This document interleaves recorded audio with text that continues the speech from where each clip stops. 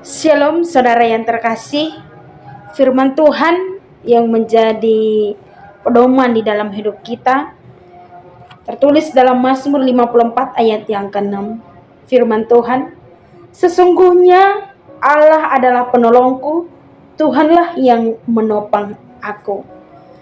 Amin. Sampai di situ pembacaan firman Tuhan.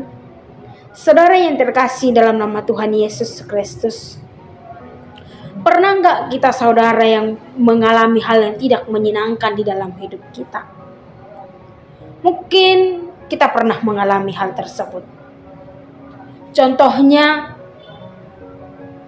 kita mengalami pertengkaran di dalam rumah tangga kita, keluarga kita, atau diputus oleh pacar kita, atau mungkin juga tidak lulus sekolah, atau tidak lulus kuliah, atau mungkin juga kita diusir dari kontrakan. Mungkin juga kita ditolak waktu kita melamar. Nah, saudara yang terkasih, suatu saat Tuhan izinkan kita melewati masa-masa sukar dalam hidup ini. Tuhan izinkan kita melewati masa-masa sulit di dalam hidup ini. Ketika kita mengalami masa-masa sulit tersebut, biasanya bagaimana reaksi kita untuk menghadapi hal-hal yang tidak menyenangkan tersebut?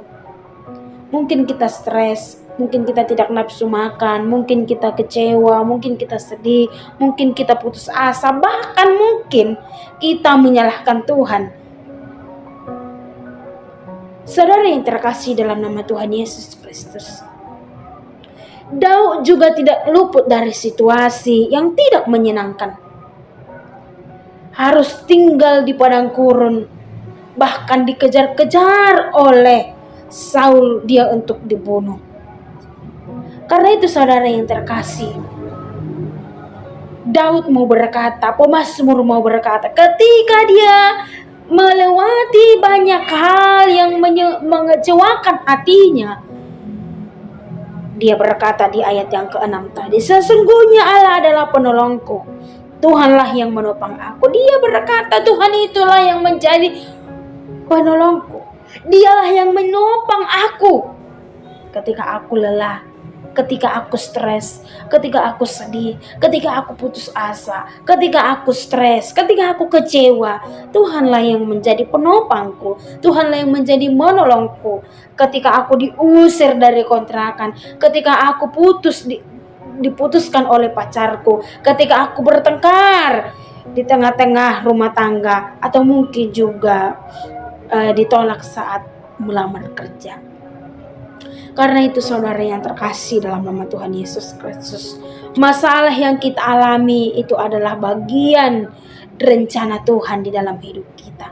Itu menjadi mungkin rencana yang indah yang akan Tuhan berikan bagi kita. Dia sedang memproses hidup kita, melatih dan mendewasakan iman kita, supaya kita tetap berpengharapan dan selalu mengandalkan Tuhan di dalam hidup kita. Amin.